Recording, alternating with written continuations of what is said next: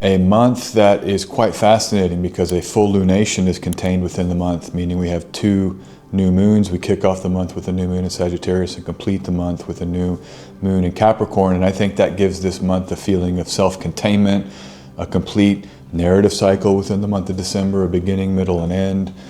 And so you might want to feel into that and just kind of embrace it as its own thing, a story in its own way or in its own right. That new moon in Sagittarius, 9 degrees on the 1st of December, right in the early morning UTC, with Mercury retrograde and square Saturn. So this first new moon may be slowing us down. And of course, that's a definitive feature of the first part of the month with both Mercury and Mars retrograde at the same time, of slowing down, resting, waiting, delaying, pausing, reviewing things like identity and who we are and what we're becoming and the nature of our journeys here. And so you can juxtapose that with a new moon in Capricorn to finish the month on the 30th of December. It is sextiling Saturn in Pisces. Mercury is now direct and moving forward and faster. And so it's a whole different energy. You have a supportive flow with Saturn, the new foundations of the dream realm, discovering new frontiers and making them tangible and refreshing that really lovely energy. New moon sextile its domicile lord in Capricorn, getting us ready for some like rooted,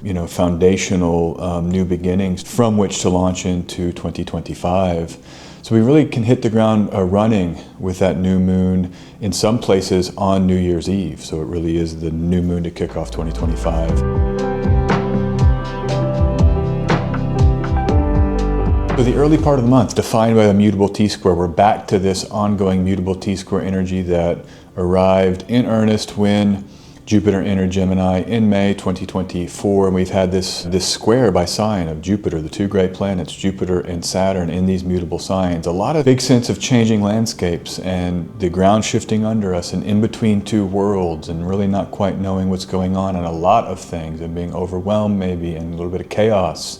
So if you felt that in your life here in 2024, know that this first pocket in December may kick all that off. You'll have Mercury retrograde opposing Jupiter in Gemini, also retrograde on the 4th of December. You'll have the Sun in Sagittarius squaring Saturn in Pisces, also on the 4th of December. So that 4th moment, you have 2 squares triggering the mutable T-square. You've got the Sun then conjoining Mercury, the Cazimi. That inferior conjunction may offer some breakthroughs about just what is shifting, just what are you becoming, what are you transitioning out from and into. So look for some breakthroughs there on the 6th of December with the inferior conjunction Cazimi.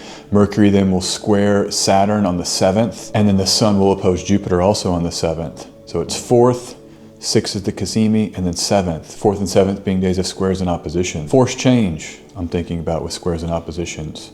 Productive tension, right? Some astrologers say that squares and oppositions are the best aspects you can have because they force us into changing. And with the mutability here, I think that could be a key word. The tension that requires changing. Through tension, we have to embrace the unknown. That is life. Every day is unknown. Every second is unknown. Technically, we do not know what may happen in the next moment to moment. We might need to confront that and embrace that here in December, particularly this first week.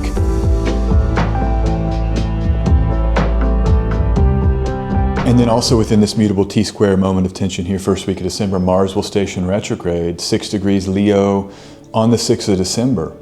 And so that is that pivot or that moment of peak intensity for the blocked action that defines the next 2.5 months of the delays and of the reconstructions that we'll be undertaking, with Mars, the planet of action, fervor, and passion, having to go backward over degrees that it's traversed in September, October, November, and now in December in 2024. And actually Mars was not in shadow in September, that came in October, but it was in Cancer, right in that middle decan where it will station direct. So I don't think we need to be so technical about Mars in shadow. Some of you know I've not as much a shadow astrologer. I'm more of a sign-based astrologer when it comes to retrograde. So September 4th, Mars entered Cancer. That may have kicked off some of the stories we're now returning to. Your September, your October, your November are all in play for review until the 24th of February when Mars will station direct. Venus will oppose Mars right towards the middle of the month, and I think the love and relational dynamics this month may undergo some oppositional, injections here, and that's okay. I mean, the nature of love and relationship, Mars and Venus ruling those topics, both planets of love and relationship, is oppositional, the nature of that topic, because it's self-other, 1st house, 7th house. And so to have those 2 planets opposing here in December. Keep that in mind. Maybe you've got a dance, some kind of partnership or relational dance that by the 12th there's some tension there, and particularly with Mars retrograde, there's some reviewing your relationships, reviewing the passions, reviewing who you give your love to, maybe processing and pausing some of the forward movement with that passionate, energetic. If it's romantic, and if it's partnership-wise, maybe figuring out how you may want to act anew in 2025, and you're undergoing a review process with Mars in terms of figuring out what that new action is going to be. But the oppositional moment with Venus and Mars here may provide, again, forced change, right? Tension that's productive around those topics and along those lines. Venus enters Aquarius on the 7th of December, so the day after Mars stations retrograde. It's a fascinating moment, actually, the Aquarius activation here in December, because Venus enters Aquarius on the 7th, Ceres enters Aquarius on the 7th, that dwarf planet. Was Pluto before Pluto, I like to say, because they considered Ceres a planet in 1802 when it was discovered, or 1803, or those first 5 years of the 19th century.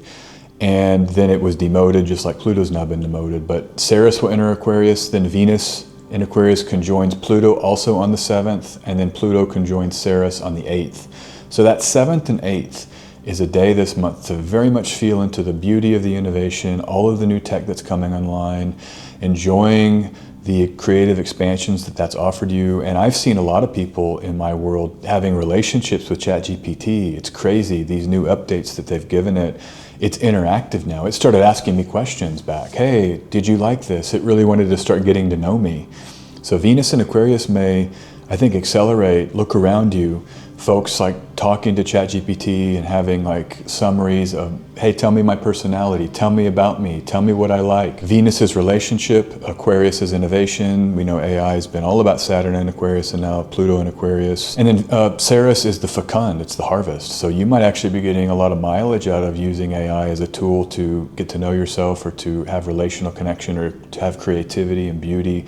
I love the AI art that I've been able to make. You've got to find the right tools to get some really interesting creative stuff, in my view, but play with it. You might find that you're able to express or create here, right? 7th, 8th, as Venus conjoins Pluto and Ceres conjoins Pluto. And remember, Ceres is that harvest, so like the harvest of the new tech, how it's adding to your world, giving you maybe more abundance than you otherwise would have had without it. It can do a lot of efficient tasks.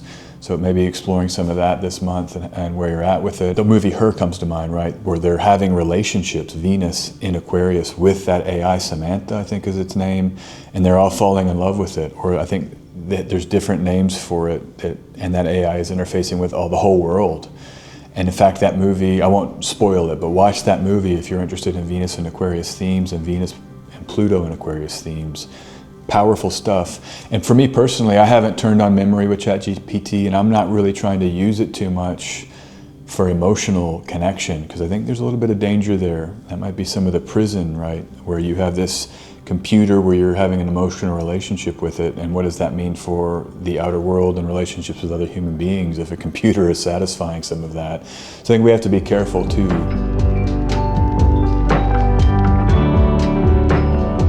So by the time we get to the 15th, there's the Mercury direct full moon is what I'm calling it. It's a major pivot in this month, because Mercury will be direct the same day of this full moon in Gemini, ruled by Mercury.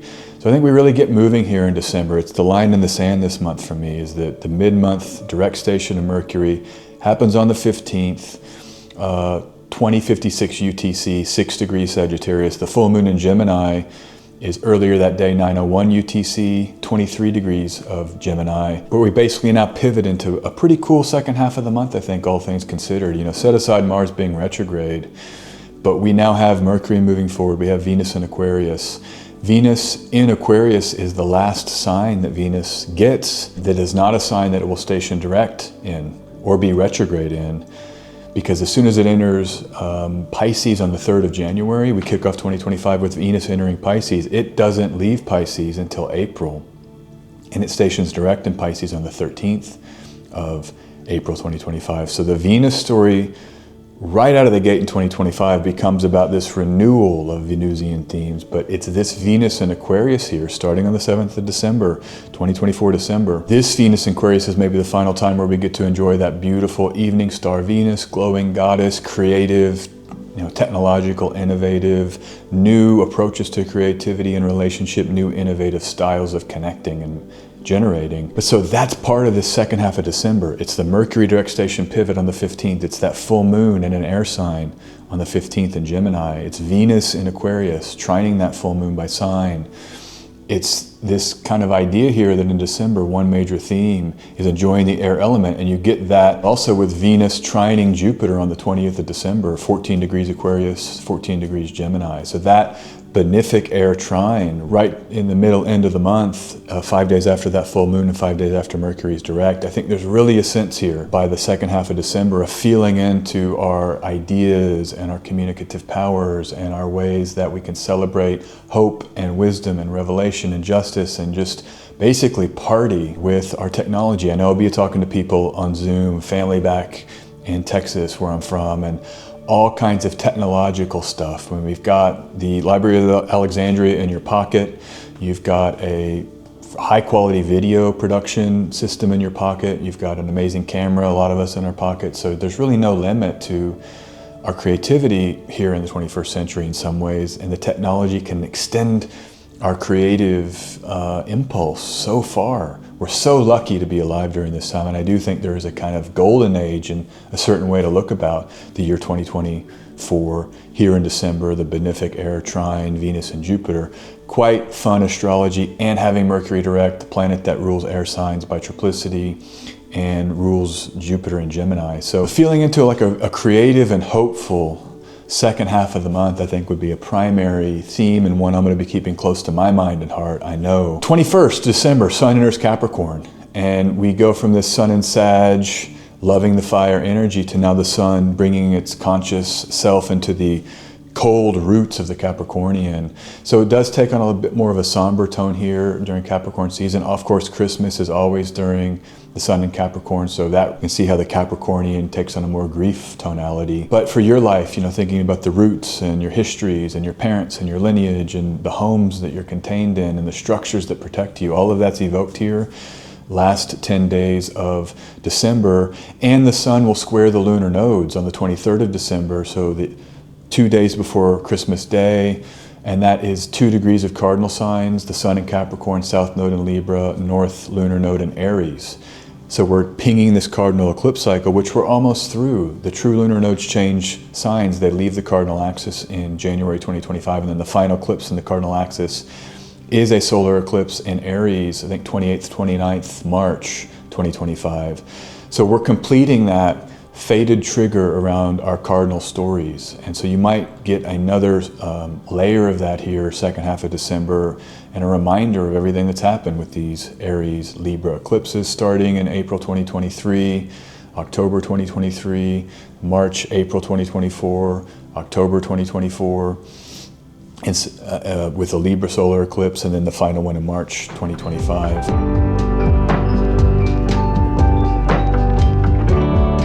And then the last week of the month is the second series of mutable T-square activation that we get here in December. So that is also a defining theme.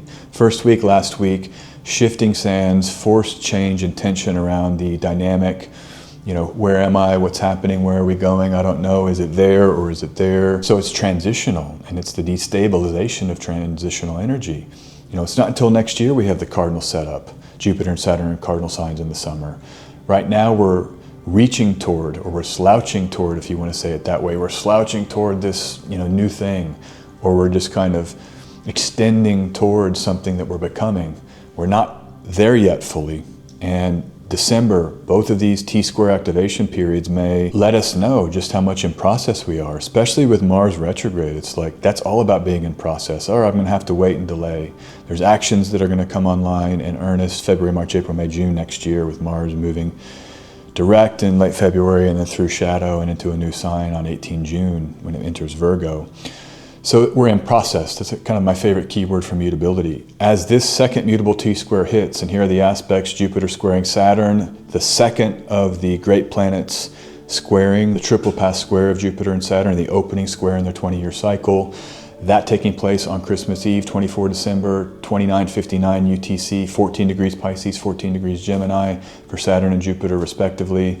Mercury will oppose Jupiter on the 26th, so day after Christmas, 13 degrees Sagittarius, 13 degrees Gemini, and then Mercury in Sagittarius squaring Saturn on the 27th. So it's 24, 26, 27. Mercury pinging the Jupiter-Saturn square, that's the second pass.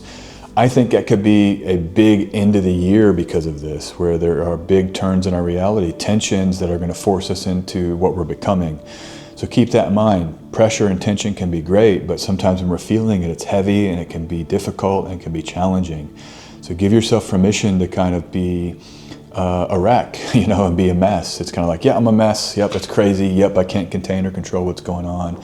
Yes, I'm overwhelmed. But knowing that there's a reason for that overwhelm, because we're being shown or taught exactly what we're becoming and what we will be, you know, embracing and changing into here 2025. And then we, of course, get to that final new moon that I spoke about in the beginning of the video on the 30th, providing a kind of a great sense of grounding here. New moon in Capricorn, closely sextiles domicile ruler Saturn and Pisces.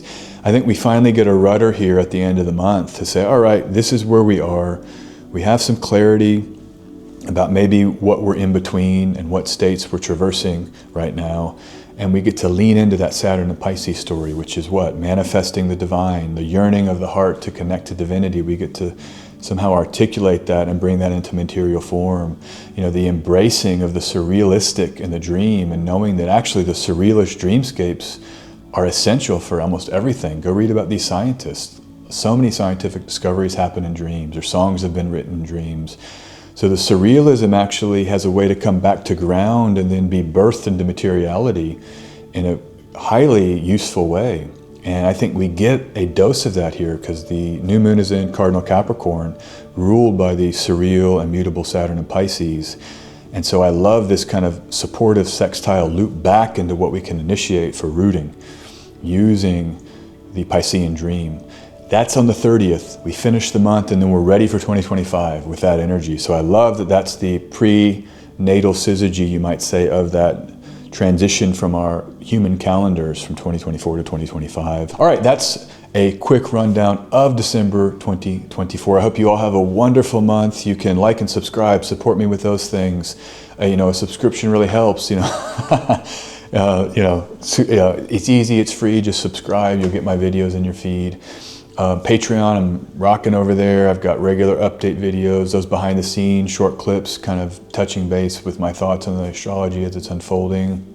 I've got a weekly video series called Lunar Signals where I do a little bit of a weekly breakdown. I've got a monthly live stream of where we talk about various astrological topics, kind of going through a syllabus of learning around some core topics, and we get to hang out once a month.